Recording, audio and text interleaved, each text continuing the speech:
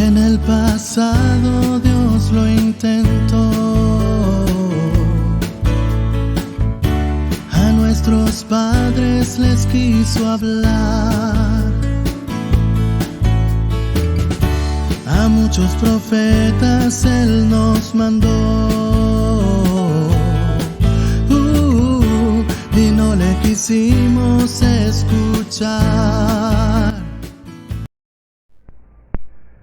Hola, ¿qué tal mis amigos? Bienvenidos a este repaso de la lección para este sábado 4 de junio. Me siento muy feliz de poder compartir esta reflexión, este comentario que será de ayuda para ti, querido maestro, o también para los alumnos que quieren aportar en este sábado sobre una historia increíble. Estamos estudiando realmente historias fantásticas.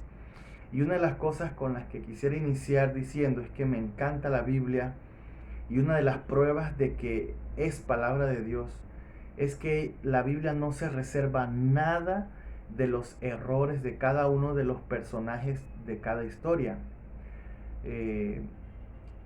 Imagínate si la Biblia solo dijera las cosas buenas de los hijos de Dios. Estaríamos en un gran problema, porque al compararla con nuestra vida, tal vez nos sentiríamos que es una meta difícil de llegar. Pero los vemos mintiendo, los vemos humanos, los vemos de carne y hueso, los vemos fallando. Vemos la misericordia de Dios, y entonces eso nos llena de esperanza. De que si ellos con su mal carácter, con sus pecados, lograron alcanzar la voluntad de Dios y el reino de los cielos, tú también y yo podemos también asirnos de esa esperanza que en Cristo tenemos. Vamos a orar para que Dios bendiga el estudio de esta semana. Oremos. Bendito Padre Celestial, te damos gracias por la oportunidad que nos concede de compartir estas verdades. Señor, que cada corazón pueda reflejar el deseo de conocerte más, porque esa es la vida eterna. Acompáñanos en este estudio, en el nombre de Jesús. Amén. Muy bien, y la lección ya nos manda un mensaje del tema principal, y es de Jacob a Israel. Jacob, que significa suplantador, el engañador, ahora pasa a ser Israel, el victorioso, el luchador con Dios. Y es el propósito de Dios que eso ocurra también en nuestra vida, que dejemos aquello que nos recuerda ese pasado sin Cristo y nuestra victoria desde el día en que luchamos con Él y le damos nuestro corazón. Muy bien, el capítulo 32 es el capítulo con que inicia esta semana la lección de escuela sabática, y narra la situación difícil de Jacob. Pues ya había pasado 14 años y era el momento de regresar. El asunto es que la forma en como él se fue de su casa no fue la mejor, y su hermano le había hecho el comentario de que una vez muertos sus padres, él lo mataría. Entonces eso quedó en la mente de Jacob, y ahora lo vemos aquí. Vamos a leer Génesis capítulo 32, por favor abre tu Biblia, y el versículo 6, dice así: y los mensajeros regresaron a Jacob y le dijeron: fuimos a ver a tu hermano Esaú, y él también viene a recibirte, y 400 hombres vienen con él. Así que te puedes imaginar lo que sintió en su corazón Jacob al saber que su hermano venía, aquel que había dicho que le quitaría la vida, aquel a quien él, influenciado por su madre, le había robado la primogenitura, aunque sabemos que a Esaú no le importaba mucho la parte espiritual de la primogenitura, pues estuvo dispuesto a venderla por un plato de lentejas. Pero de todas formas, Jacob sabía que había actuado mal, y ahora era el momento de encarar la situación. Así que te puedes imaginar encontrarte con alguien que te ha dicho que te va a matar. Vamos a leer el versículo 7, dice así: Y Jacob tuvo gran temor y angustia, y distribuyó en 2 campamentos al pueblo que tenía consigo, las ovejas, las vacas, los camellos, como diciendo, si me ataca, por lo menos me da tiempo de huir al grupo de atrás. Se llena de temor. Ese temor y angustia que da el saber si hemos sido perdonados o no. Por eso esta parte bíblica aparece en el Apocalipsis y aparece en ciertos escritos del Antiguo Testamento y del Nuevo Testamento, donde se menciona un tiempo de angustia de Jacob que ocurrirá antes de que venga la segunda venida de Cristo, porque es un tiempo de reflexión, un tiempo de lucha, un tiempo de saber si he sido perdonado o no, de si mis pecados realmente ya he pagado las consecuencias o todavía tengo que pagar. Y es en esa situación que Jacob hace lo que mejor dice la Biblia que podemos hacer cuando nos sentimos con temor y cuando nos sentimos llenos de angustia, y es hablar con Dios. No sé qué estés pasando en este momento, puede ser que tu corazón esté lleno de angustia o de temores, pero lo mejor que puedes hacer es hablar con Dios. Y en ese hablar con Dios, el versículo 10 nos da una vislumbre de que ya Jacob más o menos iba entendiendo lo que era y significaba Dios para su vida. Fíjense bien lo que dice el versículo 10. No merezco todas las misericordias y toda la verdad con que has tratado a tu siervo, pues con mi callado pasé este Jordán y ahora he de atender a 2 campamentos. Lo que está orando Jacob, le está diciendo a Dios es que, Señor, yo realmente sé que no merezco lo que me has dado. Cuando yo crucé por aquí iba solito, huyendo por mi vida, y ahora regreso con esposa, con hijos, con ganado, con riquezas, con siervos. Él está reconociendo que todo lo que tiene es de Dios, que en medio de las equivocaciones que él cometió y que influenciado por su madre permitió hacer para alcanzar lo que él quería alcanzar, que era la primogenitura, él se da cuenta que en medio de todo eso hay un Dios que lo ha cuidado, que lo ha bendecido, y reconoce la misericordia de Dios. ¿Qué es la misericordia de Dios? La gracia de Dios. Es algo que no merecemos. Fíjense que Jacob quiso ayudar a Dios y Dios no necesita eso. Él, haciendo algo en favor de la palabra que Dios ya había dicho, pues te voy a bendecir, tú vas a ser el primogénito, vas a ser el que va a dirigir, va a tener la bendición. Entonces él viene y se pone a hacerle un plato de lentejas a su hermano, luego se viste con la ropa de su hermano, engaña a su padre y recibe la bendición. ¿Te imaginas recibir una bendición de Dios por medio de un engaño? Y es allí donde él empieza a reconocer, después de salir y ser engañado entonces ya por su suegro, se da cuenta que la mentira no vale la pena, que engañar no vale la pena, y reconoce la misericordia de Dios. Pero esa noche se apartó a orar.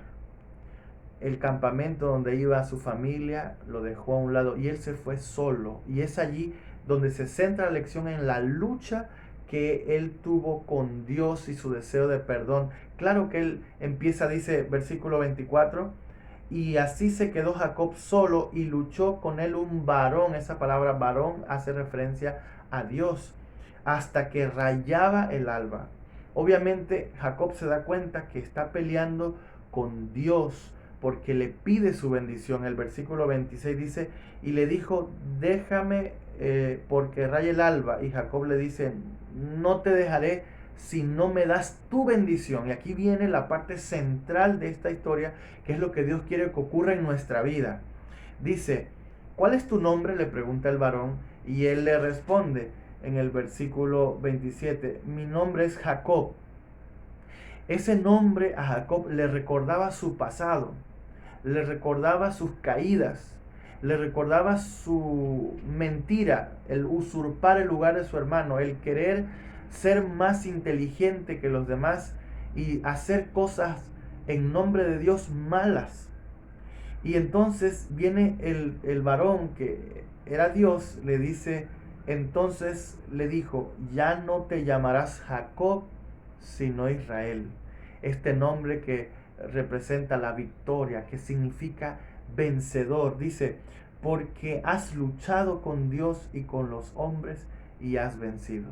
De Jacob a Israel, de suplantador y engañador a victorioso, a luchador con Dios.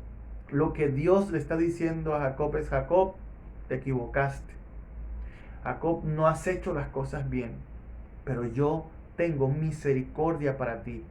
Yo tengo amor para ti y deseo realmente que tú puedas cambiar tu vida. Y eso va a comenzar con el cambio de nombre, que es un anticipo de lo que ocurrirá con todos los salvos cuando Cristo venga, un nombre nuevo, porque el nombre representa el carácter. Ahora vemos a un Jacob más dispuesto y entonces él alaba a Dios y dice en el versículo 30 que Jacob llamó a ese lugar Peniel, que significa rostro de Dios, porque dijo en aquel lugar, vi a Dios cara a cara y fue librada mi alma. Ver el rostro de Dios. ¿Cuándo fue la última vez que luchaste con Dios en un lugar apartado? ¿Ya viste el rostro de Dios? El rostro de Dios lo prepara para lo que viene en el capítulo 33. Y la Biblia hace una comparación entre ver el rostro de Dios y ahora ver el rostro de su hermano. Es decir, ver el rostro de Dios le permitió ver el rostro de su hermano con otra actitud. Porque él estaba lleno de pensamientos, temores, angustias, pero ese encuentro con Dios le capacitó para recibir a su hermano. Y lo que vamos a avanzar ahora en el capítulo 33 es un Jacob que ya no es Jacob, es un Israel. Es un hombre humilde, es un hombre que guarda silencio, es un hombre que está dispuesto a recibir las consecuencias de sus actos. Es un hombre transformado y es la obra que Dios quiere hacer en nuestra vida. Dejar el Jacob a un lado y darnos un nuevo corazón. Y dice el versículo 3 que él pasó delante de ellos y se inclinó a tierra 7 veces hasta que llegó su hermano, haciendo alusión a las 7 bendiciones que había recibido de su padre. Le está diciendo con humildad a Esaú, hermano, yo realmente reconozco que tú eras el hermano mayor y que yo actué mal, que no debí suplantarte. Pero algo maravilloso que ocurrió es lo que también ocurrió con Esaú, porque la forma en que Esaú reacciona o responde es la obra de Dios también en Esaú. Así como Dios había trabajado en Jacob y lo había hecho madurar, así también Dios iba a trabajar y estaba trabajando en la vida de Esaú.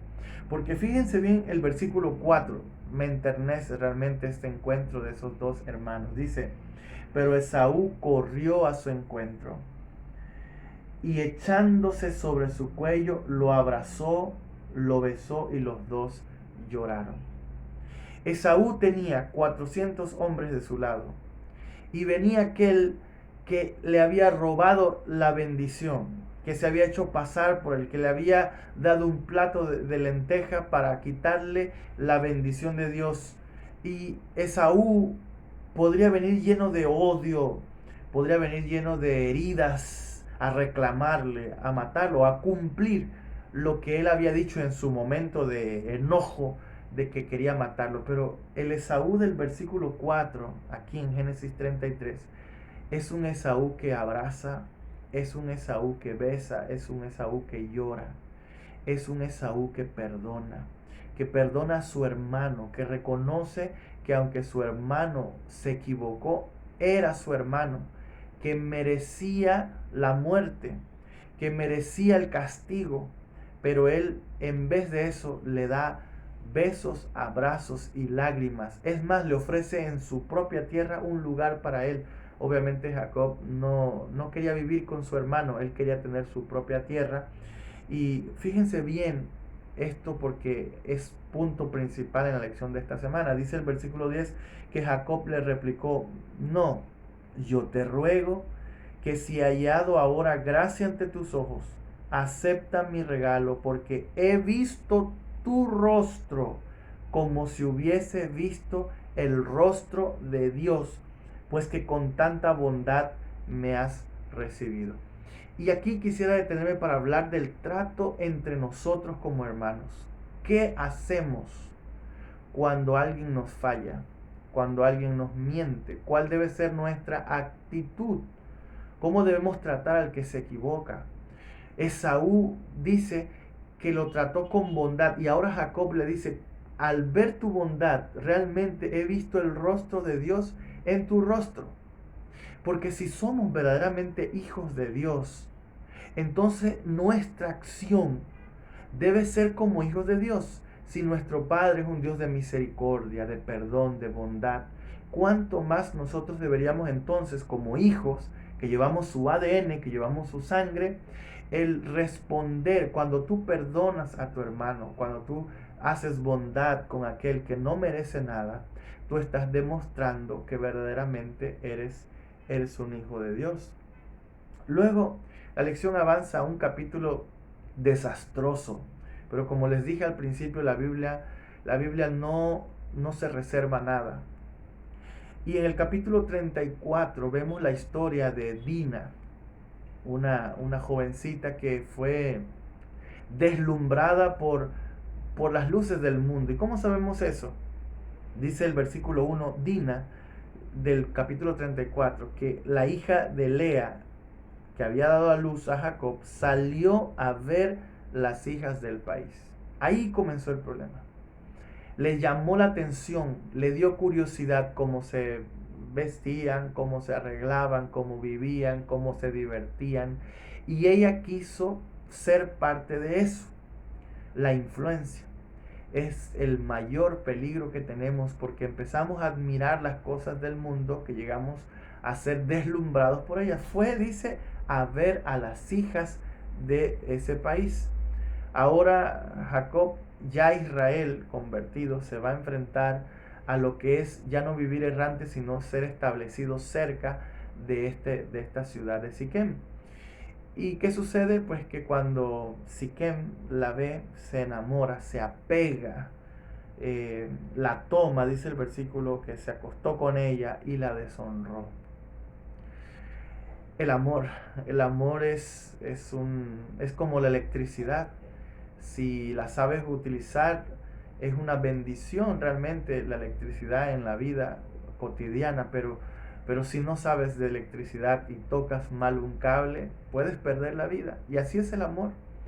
Cuando no se fundamenta en el amor de Dios, la pasión es la que domina y puede dañarte por completo. Y aquí vemos a un joven que comete un error y entonces deshonra a una jovencita. Cuando se lo dicen a Israel, él guarda silencio, pero cuando vienen sus hermanos, sobre todo Simeón y Leví, ellos hacen algo terrible en nombre de Dios. Y aquí hay otro principio que quisiera destacar en el estudio de esta semana, es las cosas malas que algunas personas hacen en nombre de Dios. Primero, que Simeón y Leví están tristes por la deshonra de su hermana, porque Dios había pedido que no se juntaran con esa clase de gente, porque habían denigrado el nombre de Israel, de su padre. Y en nombre de Dios mienten, en nombre de Dios engañan, le piden a todos que se circunciden y cuando estaban en el máximo dolor van con espadas. En nombre de Dios matan, en nombre de Dios saquean Siquem. Y esto me sorprende, que las cosas que se puedan hacer en nombre de Dios, gente mala que actúa mal en nombre de Dios. ¿Cómo puede ser posible que alguien religioso, que alguien que es temeroso de Dios y que quiera defender a Dios pueda matar? Y es lo mismo que ocurrió con Jesús. Fueron religiosos los que mataron a Jesús. Fueron personas que creían en Dios los que mataron al Hijo de Dios. Entonces la religión no es suficiente. Ser religioso no es suficiente. Tener celo de la verdad no es suficiente si no hay amor, si no hay evangelio. ¿Cómo es posible que en nombre de Dios Simeón y Leví, defendiendo a Dios, mientan, engañen, maten, asesinar en nombre de Dios? Eso es lo que sucede cuando llevamos una religión de forma, una religión de liturgia, y no realmente conocemos a Dios de corazón. Ahí está la historia del apóstol Pablo, que cuando era Saulo, era religioso, iba de sinagoga en sinagoga, arrastrando a los cristianos, matándolos en nombre de Dios por un celo religioso. Y hoy hay personas así en la iglesia que por guardar un celo están dispuestos a hacer daño. Un celo religioso que no tiene sentido, porque las personas son más importantes que las cosas y las tradiciones. Así que esta familia de Israel realmente no tiene nada. El capítulo siguiente le da la lista de los nombres de los hijos de Israel, que ninguno de ellos se puede decir algo bueno realmente. Sinceramente, ellos llegarían a ser la nación de Israel, los patriarcas de la nación de Israel, y los vemos en el Apocalipsis, en las puertas de la Nueva Jerusalén, uno en cada puerta, sus nombres. Y alguien se preguntará, ¿cómo es posible que personas como Simeón y Leví puedan estar en las puertas de la Nueva Jerusalén? Oh, mi querido amigo, es que el reino de los cielos estará lleno de gente como Simeón y Leví, que engañaron, que saquearon, que mataron, pero que se arrepintieron. El reino de los cielos estará lleno de gente pecadora que encontró el camino por la sangre de Jesús al reino de los cielos. Y ya en el capítulo 35, la lección nos habla de la idolatría. Vamos a leer el versículo 2, Génesis 35, 2. Dice: entonces Jacob dijo a su familia y a todos los que con él estaban: quitad los dioses ajenos que hay entre vosotros, limpiaos y mudad vuestros vestidos. Es un llamado a una transformación del corazón, a dejar externamente la idolatría que habían aprendido y a iniciar un reavivamiento y una reforma en sus vidas. Tristemente, la idolatría estaba permeando la familia de Israel, y él ahora entonces toma la decisión como líder espiritual de solicitar a todos los que eran parte de su familia que se alejaran de eso.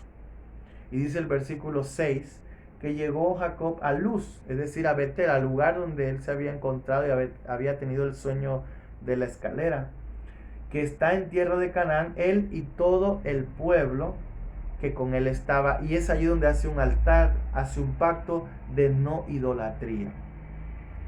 Pero la idolatría que hay que erradicar no es solo la externa, sino la del corazón. Un ídolo es todo aquello que nos separa de Cristo. Un ídolo es todo aquello que ponemos como primero en nuestra experiencia con Dios. Puede ser que tu ídolo sea el celular, puede ser que tu ídolo sea el trabajo, puede ser que tu ídolo sea una persona, una actividad, algo que tú realizas y que tiene más fuerza que Dios, que lo pones y que lo practicas con más fuerza que lo que Dios te ha pedido. Y por eso es que tenemos que pedir la ayuda del Espíritu Santo para erradicar la idolatría de nuestra vida, para erradicar aquellas cosas que no nos permiten tener comunión con Dios. Y ya la lección termina hablando, el capítulo pues menciona 3 detalles más. Una es la muerte de Raquel, ¿verdad?, que se convertiría en una profecía del nacimiento del Mesías, el nacimiento de Benjamín, ¿verdad? Benoní al principio, y Israel le cambia el nombre a Benjamín. El terrible caso de Rubén que toma a la concubina de su padre. Y vemos a un Jacob ya no con un carácter terrible, sino lo vemos calmado, lo vemos confiando en Dios, guardando silencio. Es un Israel, es un hombre de victoria. Lo central que podemos decir de esta familia disfuncional, llena de problemas, de gente mala, de situaciones de divisiones, es que Dios sigue trabajando, su propósito se va cumpliendo aún cuando nosotros, los seres humanos, torcemos todas las cosas. Eso lo vemos en muchas historias de la Biblia, cómo Dios va avanzando su plan va avanzando sin quitar nuestra propia libertad, aún ante nuestras malas decisiones, malos caminos que tomamos. El Señor sigue cumpliendo su propósito en nosotros y al final lo cumplirá. El Señor tenía que salvaguardar la descendencia del Mesías por medio de esta familia, que el mismo Jacob había comenzado mal. Por engañarlo, engañaron, terminó con 2 esposas, 2 concubinas.